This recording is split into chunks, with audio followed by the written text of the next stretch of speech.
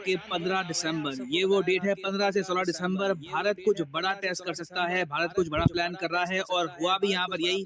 अग्नि 5 का एक मॉन्यूमेंटल टेस्ट किया है भारत ने अपनी मैक्सिमम रेंज के साथ। देखो, अग्नि 5 का टेस्ट इससे पहले हम कर चुके हैं, मगर उसकी मैक्सिमम ऑपरेशनल कैपेसिटी में, मतलब आप कह लीजिए अग्नि 5 की ट्रू फोर्स, ट्रू रेंज पहली बार भारत ने दिखाई है।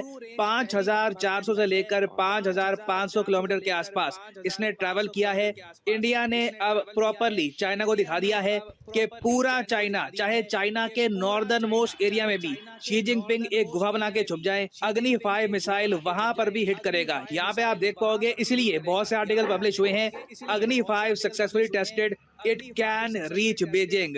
और बिल्कुल इससे पहले इंडिया ने जब भी अग्नि 5 मिसाइल का टेस्ट किया है, हमने आप कह लो फुल रेंज इसकी टेस्ट करी नहीं है, मगर इस बार नई टेक्नोलॉजी के साथ, MIRV के साथ भी हमने ऐसा टेस्ट किया है कि इंडिया के जो पड़ोसी कंट्रीज हैं उनको भी ये टेस्ट आसमान में दिखा। यहाँ पर आप देख पाओगे, ये म्यांमार देश का एक न्यूज आउटलेट है, इसने ट्वीट करी है। म्यांमार, वैसे आप अगर नोटिस करोगे यहाँ पे आपको मिलेगा, तो म्यांमार का जो ये रीजन है ना, बिल्कुल बे ऑफ बंगाल के पास में, इसको कहते हैं ये लोग रखाइन स्टेट। ये काफी हद तक न्यूज में भी थी 2019 के आसपास रोहिंग्या क्राइसिस की वजह से। तो यहाँ पर जो लोग रहते हैं ना, उन्होंने आसमान में देखा इस तरीके से एक प्रोजेक्टाइल बहुत तेजी से आसमान में जा रहा था। कई लोगों को लगा कि कोई स्पेसशिप है, कुछ आधुनिक टाइप का मिलिट्री हार्डवेयर है, क्योंकि जो इमेजेस सामने आई हैं, आप इमेजिन करके देखिए, म्यांमार के कई लोग डर गए थे कि आसमान में एक्चुअली है क्या ये, जबकि ये था अग्नि 5 मिसाइल। और इंडिया ने यहाँ पे आप देख पाओगे ओडिशा से ये मिसाइल लॉन्च किया और सीधा बे ऑफ बंगाल को पार करके ना, जो ऑस्ट्रेलिया के नॉर्दर्न वाटर्स हैं उसके पास जाकर हिट किया है टारगेट को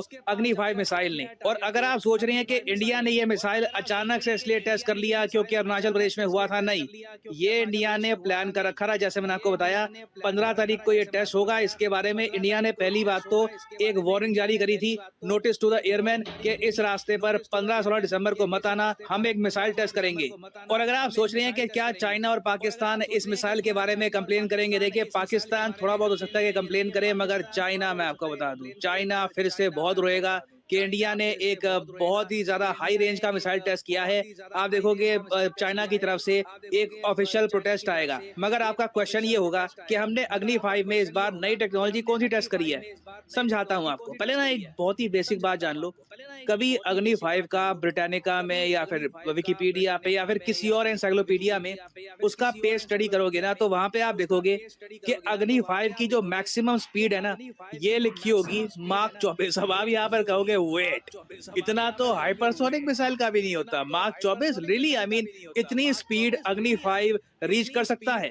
जी हाँ, एक्चुअली आप नोटिस करोगे यहाँ पर यह भी लिखा है टर्मिनल फेज। समझाता हूँ। अग्नि 5 एक बैलिस्टिक मिसाइल है, मतलब कि पहले ये एक बहुत ही बड़ी हाइट को छूता है और उसके बाद धरती की तरफ फुल स्पीड से वापस आता है। तो आप कह लो, पहले तो होता है इसका बूस्ट फेज, उसमें ये जाता है ऊपर, फिर होता है मिड कोर्स फेज, वहां पर ये अपनी जो ट्रेजेक्ट्री है थोड़ी सी चेंज भी करता है, फिर ये वापस री एंट्री करता है अर्थ की तरफ, और उसके बाद थोड़ा सा ग्लाइड करने के बाद इसका स्टार्ट हो जाता है टर्मिनल फेज। ये फाइनल फेज होता है एक बैलिस्टिक मिसाइल का, अग्नि 5 मिसाइल जब इस फेज में पहुंचता है ना, तब उस वक्त धरती की ग्रेविटी भी उसको खींच रही होती है, और जो वो मोमेंटम ऑलरेडी गेन कर चुका था वो भी उसको फुल फोर्स से आगे धकेल रहा होता है। मोरोवर, इस स्टेज में आके अग्नि 5 का ज्यादातर जो हिस्सा है, जो इसके बूस्टर है पीछे के, ये अट चुके होते हैं।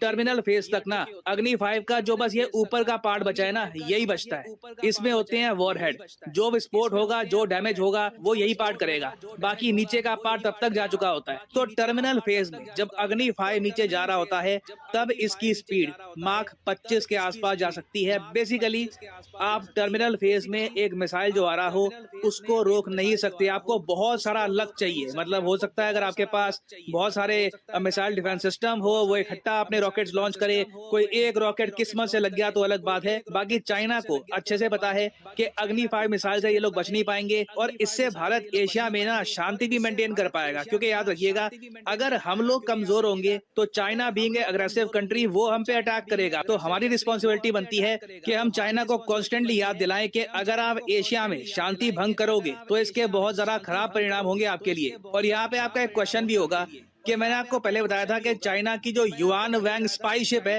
ये इंडियन ओशन में आ चुकी है। ये नजर रखेगी इंडिया के मिसाइल टेस्ट पर। अब देखो, इंडिया ने ना जब बिल्कुल आप कह लो फियरलेस होकर ये कह दिया कि 15 दिसंबर को हम टेस्ट करेंगे ये मिसाइल, और हमने ये टेस्ट एक ऐसे दिन में रखा है जब चाइना की सैटेलाइट्स भी प्रॉपरली एक पोजीशन पे होती नहीं है, तो चाइना ने भी ना यहाँ पर युआन वैंग 5 वापस बुला ली सिर्फ एक दिन पहले। जी हाँ, एक दिन पहले इन्होंने युआन वैंग शिप वापस बुला ली है चाइना की तरफ। और अगर आप सोच रहे हैं अच्छा इस बार इंडिया ने अग्नि 5 की बस एक्सटेंडेड रेंज दिखाई है, तो इसका आंसर है नहीं। ये भी बताया जा रहा है कि इंडिया ने एक स्पेशल टेक्नोलॉजी यहाँ पर टेस्ट करी है जिससे अग्नि 5 मिसाइल ज्यादा हल्का हो जाता है और ये एडिशनल अटैक्स भी कर सकता है। तो यहाँ पे हम प्राइमरली बात कर रहे हैं MIRV टेक्नोलॉजी के बारे में। MIRV की फुल फॉर्म होती है multiple independently targetable re entry vehicle missile. अग्नि 5 मिसाइल का एक वेरिएंट ये भी है जिसमें हम बेसिकली क्या करते हैं कि जब इसका टर्मिनल फेज आता है ना, तो उस वक्त मिसाइल का जो ऊपर का पार्ट होता है वहां पर एक वॉरहेड नहीं, एक से ज्यादा 5, 6, 7, 8, 9, 10 बहुत सारे वॉरहेड निकलते हैं। और इसका आपको एडवांटेज ये मिलता है कि अचानक से आसमान से ना सिर्फ एक वॉरहेड नहीं, मल्टीपल वॉरहेड नीचे गिर रहे होते हैं और आपके दुश्मन के पास चांस होता नहीं है खुद को बचाने का।